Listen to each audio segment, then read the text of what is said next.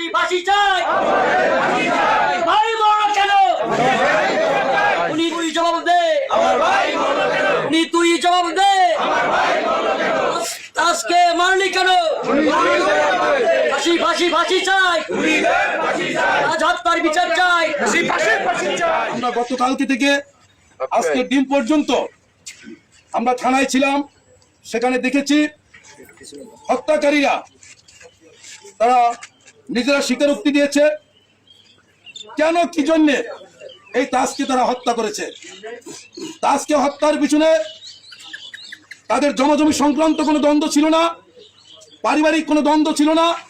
এই তাসকে হত্যার পিছনে সবচেয়ে বেশি যে জিনিসটি গুরুত্ব পেয়েছে সেটি হলো এই ছেলেরা ছিল নেশাগ্রস্ত, মাদকাসক্ত ছেলেরা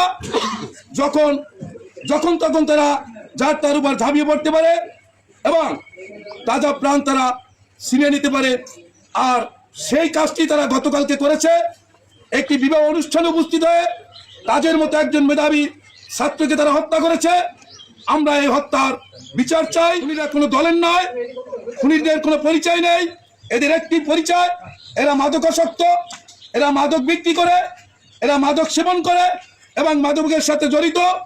আমি আজকে এখান থেকে উদ্যত আহ্বান জানাবো এবং যারা উপস্থিত রয়েছেন সবার কাছে আমার সবিনয় অনুরোধ, আমরা মাদককে না বলি, আমরা সকলে সবার পরিবারকে, ভাই ব্রাদার, সন্তানদের প্রতি সুদৃষ্টি রাখি। আপনারা দেখেছেন এর কয়েকদিন পূর্বেও চম্পাপুরে একটি দুর্ঘটনা ঘটেছে, সেটিও একটি লজ্জার বিষয়। কারণ ধর্ষণ যে ঘটনাটি ঘটেছে সেখানেও মাদকাসক্ত ছিল ওরা। আজকে যে ছেলেরা এই ঘটনাটি ঘটিয়েছে এরাও মাদকাসক্ত। আমরা মাদকের বিরুদ্ধে সবাই একাত্মতা ঘোষণা করি, মাদক মুক্ত সমাজ চাই। এই স্লোগানের সবাই আপনারা একমত আছেন? আমরা মাদক মুক্ত সমাজ চাই, চম্পাপুরকে আমরা মাদক মুক্ত করতে চাই। আমি আপনাদের আর একটা সহযোগিতা চাচ্ছি। আমি দীর্ঘ বক্তব্য দেব না, আজকে আসলে এখানে বক্তব্য দেওয়ার কিছু নেই। আমাদের মধ্য থেকে একটা তাজা প্রাণ ধরে গেছে, এটা মেনে নেওয়া যায় না। আমরা মানতে পারি নাই, আপনারাও মানতে পারেন নাই। আসলে যে চলে গেছে শুধু আমাদের সন্তান, আমরা কি আমাদের আর কোনো সন্তান হারাইতে চাই? না। যারা এই ঘটনা ঘটাইছে তারা কি আমাদের চম্পাপুরের সন্তান না? আমাদের সন্তান বিপদগামী হোক এটা আমরা চাই। যদি তাই হয় তাহলে আমরা প্রত্যেকে, বাবারা আছি, মারা আছি, বড় ভাইয়েরা, উনি আপনারা যারা আছেন প্রত্যেকে যার যার জায়গায় সচেতন থাকেন যে সন্ধ্যার পরে আপনার ছেলে কোথায় থাকে, কোথায় যায়, সারাদিন কি করে, ক্লাস করে কিনা, তার ফাঁকে কি করে, কাদের সাথে আড্ডা দেয়। আমরা যদি প্রত্যেকের ঘর থেকে সচেতন না হই তাহলে আসলে কি আমাদের ছেলেমেয়েদের এই অবক্ষয় আমরা রোধ করতে পারবো? আমাদের প্রত্যেকের ঘর থেকে আমাদের সচেতন হতে হবে। মুস্তাক হোসেন হলদার। বিসমিল্লাহির রহমানির রহিম। আজকে এই মানববন্ধনে উপস্থিত চম্পাপুর ইউনিয়ন বিএনপির নেতাকর্মী, এই এলাকাবাসী, আমার ছোট ভাইয়েরা, সকলে আমার সালাম নেবেন। আসসালামু আলাইকুম। আসলে আমার ছোট দুই ভাই যে কথা বলেছে আমাদের সবাই ওর সাথে একমত থাকতে হবে।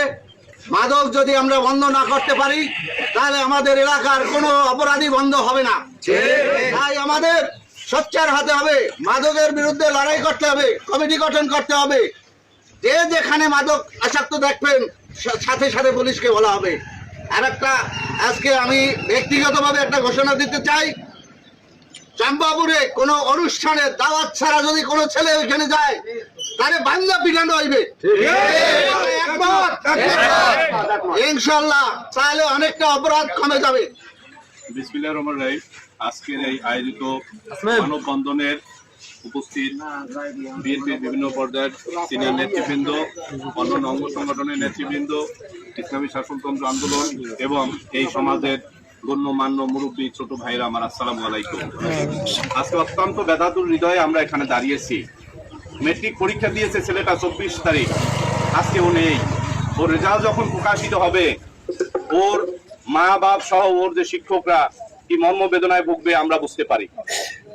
প্রিয় ভাইয়েরা আমার, বন্ধুরা আমার, আমাদের মাঝ থেকে যে ছেলেটা চলে গেছে ওর মা বাপ সহ আমরা যে আজকে মর্মান্তিক এই যে দুঃখ বেদনায় ভুগতেছি, এর পিছনের মূল কারণ আমাদের সামাজিক অবক্ষয়। আমাদের পরিবার, আমাদের সমাজ, আমার রাষ্ট্রে যেভাবে দুর্বৃত্তায়ন ছিল, সেই দুর্বৃত্তায়নের কষাগারে এই ছেলে মেয়ের মানসিকতার নষ্ট হয়ে গিয়েছিল। আজকে আমরা যারা বড় হয়েছি আমাদের মানসিকতাও কিন্তু ভালো নেই। দীর্ঘ 17 বছর এই সমাজে সামাজিক ব্যবস্থাপনা ছিল না, শিক্ষা ছিল না, নৈতিকতা ছিল না, যার ফলস্বরূপ আমরা দেখতে পাই ছোট ছোট ছেলেরাও আজকে যে কোনো দুর্ঘটনা অপকর্ম করতে কুণ্ঠাবোধ করে না। তাদের নৈতিকতার এত নষ্ট হয়ে গেছে, ইসলামিক মূল্যবোধ নেই, নৈতিক শিক্ষা নেই, যার কারণে আমরা কিন্তু সামাজিক অবক্ষয়ে চলে যাচ্ছি। আমাদের অবক্ষয়ের সবচেয়ে বড় উদাহরণ হলো মাদক। সেই মাদক আপনার সিগারেট থেকে শুরু করে ইয়াবা পর্যন্ত আমাদের সমাজের প্রত্যেকটা মহল্লায় আছে। কিছুদিন আগে ভিডিওতে একটা স্কুলের ছবি এসেছিল, আপনারা দেখেছেন। প্রথমে কেউ ওই স্কুলের নাম বলতে পারেনি, পরে কিন্তু নামও প্রকাশিত হয়েছে। শুধু একটি স্কুল নয়, প্রত্যেকটা স্কুল গৃহে সন্ধ্যার পর কিন্তু এই মাদকাসক্ত কিশোররা, বয়স্করা ঢুকে মাদক সেবন করে, গভীর অন্ধকারে মাদক আনয়ন করে এবং মাদক পাচার করে। এই অত্র এলাকাটা চম্পাপুর জন্য মাদকের একটা অভয় অরণ্য হয়ে গেছে। আরো কিছুদিন আগে পটুয়াখালী ডিসি অফিসের সামনে এই আপনাদের গ্রামেরই উত্তর মাছুয়াখালীর একটা ছেলে অনশন করেছিল। সেই অনশনের কারণে কে ধরা পড়েছে? তার বাবা ধরা পড়েছে মাদক সহ। উত্তর মাছুয়াখালীতে 3 জন লোক অ্যারেস্ট হয় নাই। আজকে এখানে আমরা বলতে চাই যে ছোট বড় সবাই যে নেশাগ্রস্ত হয়ে গেছে, কেউ নেশা খায়, কেউ ব্যবসা করে, নিজে বিক্রি করে খায় না, কারণ নগদ টাকায় করে। ভাইয়ের আমার, বন্ধুরা আমার, আমাদের এই আলোচনা যেন আলোচনায় সীমাবদ্ধ না থাকে। আগামী দিনগুলোতে আমরা সিনিয়র নেতারা অবশ্যই বসে 9 ওয়ার্ডে প্রয়োজনে 9টি পর্যায়ে 9টি ওয়ার্ডের বিভিন্ন যে পয়েন্টগুলো আছে যেখানে জনসমাগম হয়, সন্ধ্যার পরে যেখানে মানুষ জমায়েত হয়ে কিছু মানুষ বিভিন্ন খেলাধুলায় যুক্ত থাকেন, কিছু লোক মাদকাসক্তের সাথে জড়িত থাকেন, দুপুরবেলায় কোনো জায়গায় মাদক সেবন করে থাকেন। আমাদের অজানা কিন্তু কিছু নয়। আমরা অনেককেই চিনি, অনেককেই জানি, বিভিন্ন কারণে অনেকের নাম প্রকাশিত হয় না, অনেককে ধরা হয় না, কিন্তু আমাদের দেয়ালে পিঠ থেকে গেছে। এই অজপাড়াগাঁও চম্পাপুর ইউনিয়ন যেখানে খুন হয়েছে, ধর্ষণ হয়েছে, প্রতিনিয়ত মানুষকে রাহাজানির শিকার হচ্ছে, এরপর তো আর হীন অপরাধী এলাকায় ঢুকতে পারে না। গরু চুরি, মহিষ চুরি, সকল অপরাধী এই চম্পাপুরে হতেছে। তাহলে আমরা কি বলতে চাই? আমাদের এই বিএনপি সরকারের বদনাম করার জন্য এক শ্রেণী কি উঠে পড়ে লেগেছে? না হলে আমরা নিজেরা অধপতিত হয়ে যাচ্ছি।